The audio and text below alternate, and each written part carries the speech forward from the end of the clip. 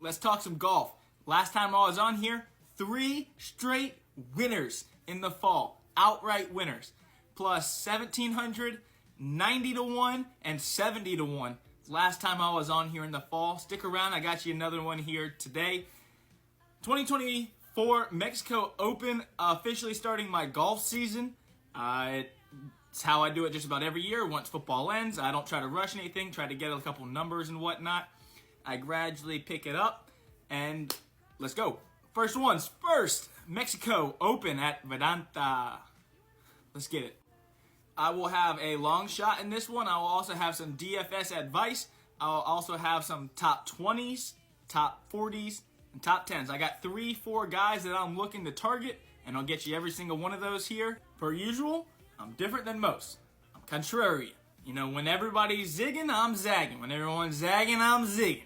It's just one of those things that it provides value on numbers. That's all you're looking at. PGA golf is one of these sports, you're going to lose a lot, but it's all about betting good numbers. This week, there's a lot of bad numbers out there. It is a weak field, but these kind of fields are the ones that I love. It's where you can find some long shots that'll get you some quality opportunities to win you money. And everyone's on Finau, that's all right. Everyone's on the bombers. Now that's, if you go watch any golf video out there, all you're gonna hear about are bombers. Bombers, bombers, bombers. It's long, and they are right. Don't get me wrong. But if you look at this course, last year, 5 out of the top 10 longest drivers missed the cut. 10 out of the top 20 missed the cut. It was the same the prior year. Distance certainly helps, but it's not the all-inclusive factor. You gotta be able to hit those irons, particularly the long irons. This is the longest course on the PGA Tour, one of the longest courses on the PGA Tour. Plays extremely long. It's got wide fairways. There's not a lot of penalty, so it does help the bombers. But you still got to be able to hit it onto the greens from a long distance, and that is where I will be targeting today. Let's get right on into it. As you've seen below, and now above, my PGA golf season is $150. It is from February to August, September, October, November, December.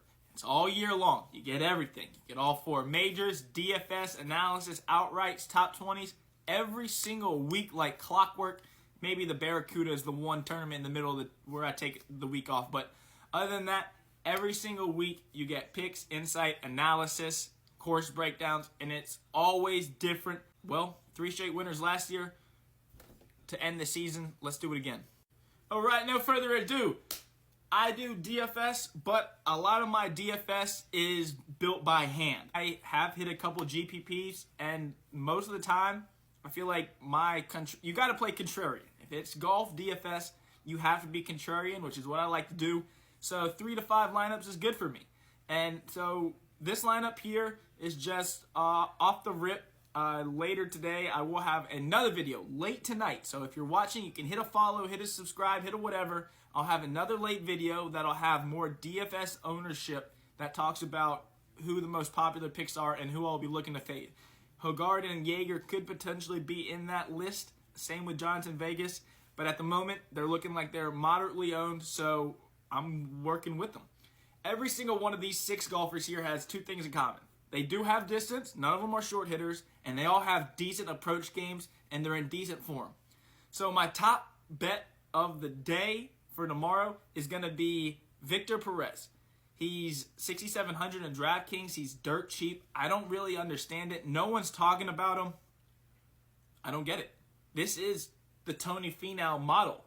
He has been gaining strokes on approach in 6 straight events. He hits it pretty far off. He's got some good distance off the tee. He struggles putting the ball. This is the prototypical Mexico Open guy. Victor Perez, I think because he hasn't played here, everyone's kind of looking over him. He's plus 800 for a top 10, plus 330 for a top 20, and plus 130 for a top 40. Give me them all. And a little sprinkle on a little victory for Victor Perez. If he gets hot with the putter, no doubt about it. First round leader, Steven Jaeger. He's been one of these guys who just struggles. I don't understand it. No one really can talk about it. He just struggles on the weekend. I do like him to finish top 20. He's plus 120 to do so there. But to be first round leader, he's 35 to 1. Jaeger bombs, baby. Next one, Parker Cootie. He's at the top here. Now, you got to realize there are two Cootie brothers. Pearson, P.I. Cootie, and P.A. Cootie. Parker Cootie. Both of them have the upside to win this tournament. They were phenomenal golfers at Texas, the best golfers in the country in college. Pearson is a little higher variance. That dude's all over the place. You know, he's got a hot putter, long distance. His irons are all over the place. If he's on, he could win. If he's off, miss the cut. Parker Cootie, on the other hand, he's got the distance and he's got the approach game. His putter has been dog shit. Absolutely horrible. But those are the kind of guys I'm looking for. This course in Mexico is the easiest course to putt at in all of golf. It is unbelievable how easy it is, and that is why Tony Finau succeeds. Tony Finau finished first and second here. He is the worst putter from inside 10 feet in all of golf. All of golf. Yet he's first and second here over the time. So putting, we just got to throw it out the window. Who knows what the hell is going to happen down here. It's a different kind of green. Pal, spalum, whatever the hell that kind of grass is. We ain't smoking none of that. But that was a joke. Next guy on the list, Nikolai Hogard. Everyone's on the Finau train. I don't love Hogard, but I think this is his course. Long distance. He's been spot on the irons. I don't love his value, his numbers, but this is kind of a pivot from Finau. I believe that Finau will have 35, 40. He could get up there to 45% of the DFS ownership. And at that point, it has to be Hogard, Olsen, somebody else. So that one's just a pivot. I do like Hogard to finish in the top 20, but he's got bad odds, but that's a DFS play only. Next one on the list, Toasty. So Toasty is the one who no one is talking about, who has the course fit, who has the course history. So last time he was here, he finished top 10. He absolutely bombs the ball. He has horrible irons most of the time. But so do Cam Champ, Joseph Bramlett, Brandon Wu. All these guys have bad approach form, and yet everyone's loading up on them. I don't get it. Toasty, he is the same as all those guys. Long bomber, but no one's talking about him. He looks like he's going to go low owned. I like Toasty to take care of business this weekend. Toasty, high upside. Give him to me. Jonathan Vegas hasn't played much golf, which is a little bit of, not a big fan of it. But you talk about the world's worst the worst putter. Jonathan Vegas, maybe the best ball striker on the planet. My man drives it straight as piss and no wind, and he hits it on the dime with his approach shots, but can't putt for shit.